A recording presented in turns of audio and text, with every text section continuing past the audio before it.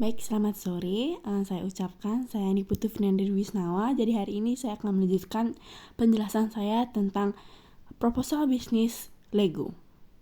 Jadi kita akan masuk langsung ke SWOT, di mana SWOT itu adalah strength, weakness, opportunity, dan threats. Jadi yang pertama ada strength, yaitu kekuatan, di mana kita akan membuat kurikulum yang inovatif dan adaptif. Yang kurikulum Lego ini dirancang khusus untuk anak-anak usia 7-15 tahun, di mana memadukan elemen permainan, tantangan, dan proyek interaktif yang menyesuaikan dengan tingkat perkembangan anak. Selanjutnya ada pengalaman pembelajaran yang interaktif, di mana platform Lego ini menyediakan pembelajaran belajar yang interaktif melalui simulasi, visualisasi, dan tutorial berbasis proyek. Yang ketiga ada pendekatan personalisasi, di mana Lego menggunakan algoritma untuk menilai kemajuan anak dan menyesuaikan jalur pembelajaran serta berdasarkan tingkat kemampuan individu. Yang keempat ada aksesibilitas dan fleksibilitas, di mana platform Lego ini dapat diakses dari mana saja dengan berbagai mode pembiayaan, termasuk opsi berlangganan dan program beasiswa. Selanjutnya ada weakness. Yang pertama adalah ketergantungan kepada teknologi, di mana Lego ini sangat bergantung pada teknologi digital untuk operasionalnya, sehingga masalah-masalah teknis itu dapat menjadi gangguan dan mempengaruhi pengalaman pengguna. Yang kedua ada keterbatasan dalam pengajaran tatap muka, seperti kita ketahui, di mana interaksi yang sebagian besar online ini mungkin kurang memberikan pengalaman pengajaran tatap muka yang lebih personal. Yang ketiga ada keterbatasan penetrasi pasar awal. Jadi sebagai startup, Lego ini mungkin akan menghadapi tantangan dalam memperluas jangkauan dan membangun basis pengguna yang signifikan pada tahap awal. Yang terakhir adalah adaptasi kurikulum dengan standar lokal. Jadi kurikulum yang dirancang secara umum mungkin akan memerlukan penyesuaian lebih lanjut untuk sesuai dengan standar pendidikan lokal di berbagai daerah. Selanjutnya ada opportunities atau peluang. Jadi yang pertama ada peningkatan kesadaran akan pendidikan coding, di mana ada peningkatan kesadaran global dan nasional tentang pentingnya pendidikan coding sejak usia dini.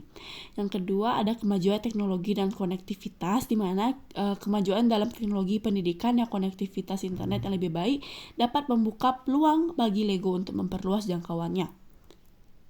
Yang ketiga ada kemitraan dengan sekolah dan lembaga pendidikan. Jadi kita akan membangun kemitraan dengan sekolah dan lembaga pendidikan yang akan membantu Lego mengintegrasikan programnya ke dalam kurikulum yang formal. Yang keempat ada potensi ekspansi internasional, di mana kesuksesan di pasar lokal dapat membuka peluang untuk ekspansi internasional, terutama di negara-negara dengan kebutuhan serupa untuk pendidikan coding. Yang kelima ada tren pembelajaran online yang meningkat, di mana pandemi dan perubahan referensi belajar dapat meningkatkan adopsi pembelajaran online. Yang terakhir adalah ancaman. Jadi yang pertama ada persaingan dari penyedia pendidikan coding yang lain, di mana adanya banyak pemain lain di pasar pendidikan coding yang menawarkan program serupa. Yang kedua ada perubahan kebijakan pendidikan, di mana perubahan dalam kebijakan pendidikan atau regulasi dapat mempengaruhi operasional dan penawaran dari produk Lego. Yang ketiga adalah ketergantungan pada infrastruktur teknologi. Jadi gangguan pada infrastruktur teknologi atau serangan cyber dapat mempengaruhi layanan dari Lego. Yang keempat adalah ketidakpastian teknologi, di mana fluktuasi ekonomi dapat mempengaruhi daya beli orang tua dan kemampuan mereka untuk berinvestasi dalam pendidikan anak-anak mereka. Yang kelima ada resistensi terhadap pembelajaran online, di mana beberapa orang tua dan anak mungkin lebih menyukai metode pembelajaran tradisional atau tatap muka. Selanjutnya kita akan masuk ke analisis kompetitor. Jadi di sini yang pertama yang akan saya bahas adalah analisis kompetitor Indonesia. Yang pertama ada Hektif 8 Kids, di mana Hektif ini merupakan divisi dari Hektif 8, sebuah bootcamp coding terkemuka di Indonesia yang mengkhususkan diri dalam pelatihan coding untuk anak-anak. Jadi layanan ini menawarkan khusus program untuk anak-anak dari usia 7-15 tahun dengan modul yang mencakup Scratch, Python, dan pengembangan aplikasi sederhana. Kelebihannya yaitu memiliki reputasi yang kuat dalam pendidikan teknologi, kurikulum yang terstruktur, dan instruktur yang berpengalaman. Kekurangannya ada di kursus yang berharga relatif tinggi, dan fokus metode pengajaran yang mungkin kurang gamifikasi. Selanjutnya ada Clevio Career Camp, di mana Clevio Career Camp ini adalah startup pendidikan teknologi yang menyediakan kursus coding untuk anak-anak dan remaja, di mana mereka menawarkan berbagai kelas pemrograman mulai dari program dasar dengan Scratch hingga pengembangan aplikasi dengan Python dan JavaScript. Kelebihannya di sini adalah mereka berfokus pada pendekatan gamifikasi dan project based learning dan kursus yang terjangkau dan fleksibilitas tinggi. Di internasional, yang pertama ada Tinker. Jadi Tinker ini adalah platform pembelajaran coding untuk anak-anak yang berbasis di Amerika Serikat. Jadi mereka menawarkan kursus berbasis proyek dan dengan fokus pada game development, Python, JavaScript, dan lainnya. Jadi kelebihannya itu adalah platform yang sangat populer dan banyak penggunanya, materi yang kaya dengan pendekatan gamifikasi dan interaktif. Kekurangannya di sini adalah harga yang relatif tinggi dan menggunakan bahasa Inggris sebagai bahasa utamanya. Yang kedua ada kode.org. Jadi organisasi ini adalah organisasi nirbala yang mempromosikan pendidikan komputer di sekolah-sekolah dan untuk masyarakat umum. Jadi mereka menyediakan layanan materi pembelajaran coding gratis yang mencakup berbagai tingkat pendidikan dari pemula hingga mahir. Jadi kelebihannya di sini adalah materi pembelajarannya gratis dan mudah diakses serta sumber daya yang luas dan berkualitas tinggi. Kekurangannya di sini adalah kurikulum yang tidak sesuai dengan konteks lokal dan pengalaman belajar yang kurang terpersonalisasi dibandingkan dengan platform yang berbayar. Selanjutnya ada segmentasi pemasaran, di mana saya akan menjelaskan tentang STP dan 4P. Yang pertama ada segmentasi, di mana demografinya di sini ada anak-anak berusia 7-15 tahun, jenis kelamin laki-laki dan perempuan dengan pendidikan anak-anak sekolah dasar hingga menengah pertama. Yang kedua ada geografis, di sini saya ambil fokusnya ada di Indonesia dengan potensi ekspansi ke negara-negara Asia Tenggara, dan juga psikografisnya di mana minat anak-anak dengan ketertarikan pada teknologi, game dan aktivitas digital, dan juga orang tua yang peduli dengan pendidikan masa depan dari anak-anak mereka. Yang kedua ada targeting, di mana yang pertama target saya adalah anak-anak, di mana kita menawarkan program yang menyenangkan, interaktif dan berbasis permainan untuk meningkatkan belajar coding. Yang kedua ada orang tua, di mana kita menyediakan informasi yang menekan pentingnya coding pada keterampilan masa depan anak-anak mereka. Yang terakhir ada sekolah dan lembaga pendidikan, kita akan menjalin kemitraan untuk integrasi kurikulum Lego ke dalam program pendidikan sekolah dan ekstrakurikuler. Selanjutnya positioning, di mana pesan utama kita Lego platform belajar coding yang menyenangkan dan interaktif untuk anak-anak, membangun kreativitas dan keterampilan teknologi sejak dini. Tagline kita di sini adalah belajar coding, bermain dan berkembang bersama Lego. Diferensiasi kita adalah kombinasi unik dari pembelajaran berbasis permainan dan pendekatan kurikulum adaptif yang memastikan setiap anak belajar sesuai dengan kecepatan mereka. Selanjutnya ada marketing mix atau 4P.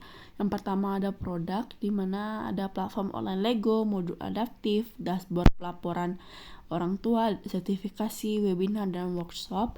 Yang kedua ada price, di mana ada model berlangganan yang akan dilakukan bulanan dan tahunan, dan juga program diskon dan beasiswa seperti diskon pendaftaran awal, program rujukan dan beasiswa untuk anak-anak yang memerlukan dukungan finansial.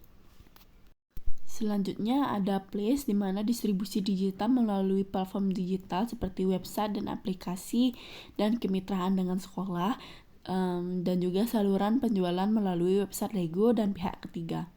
Selanjutnya ada Promotion, di mana pemasaran digital yang seperti iklan berbayar, konten blog, dan juga email marketing. Kemitraan strategis seperti kemitraan dengan sekolah dan organisasi komunitas yang mendukung pendidikan teknologi. Selanjutnya adalah acara dan kegiatan seperti workshop, seminar, dan kontes coding. Yang terakhir ada publikasi, di mana kita akan melakukan penulisan artikel dan publisitas di media massa dan blog, dan testimoni dari pengguna-pengguna.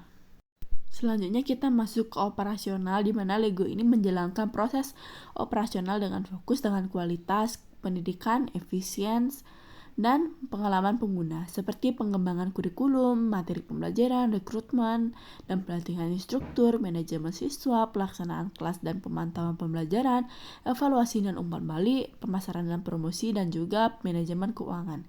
Selanjutnya ada financial planning, di mana perusahaan Lego perlu merencanakan sumber pendapatan utama yang dalam hal ini berasal dari penjualan kursus coding kepada anak-anak.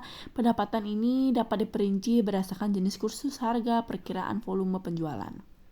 Biaya operasional ini adalah pengeluaran yang diperlukan untuk bisnis sehari-hari, termasuk gaji karyawan, biaya pemasaran, biaya teknologi, sewa tempat, dan biaya administrasi lainnya. Selanjutnya ada pengelolaan kas dan perakiraan arus kas. Jadi mengelola arus kas dengan efisien sangat penting untuk menjaga kelancaran operasional dan memastikan keberlanjutan perusahaan. Jadi melibatkan perakiraan arus kas, di mana kita merencanakan masuk dan keluarnya uang untuk menghindari kekurangan kas, dan manajemen piutang dan kredit, di mana kita memantau dan mengelola piutang dengan efektif untuk memaksimalkan likuiditas. Selanjutnya ada analisis profitabilitas dan marginalitas. Jadi marginalisis margin keuntungan dan profitabilitas dan dari setiap kursus dan produk tambahan yang ditawarkan oleh Lego adalah kunci dari evaluasi kinerja bisnis. Jadi kita harus menentukan titik impas untuk kursus baru atau inisiatif pengembangan dari produk-produk kita. Dan selanjutnya ada pajak dan kepatuhan keuangan. Jadi kita memastikan kepatuhan terhadap semua kewajiban perpajakan dan regulasi keuangan yang berlaku.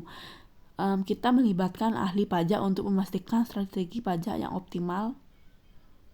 Jadi sekian presentasi saya hari ini. Bila ada salah kata saya mohon maaf. Dan terima kasih sudah menonton sampai habis.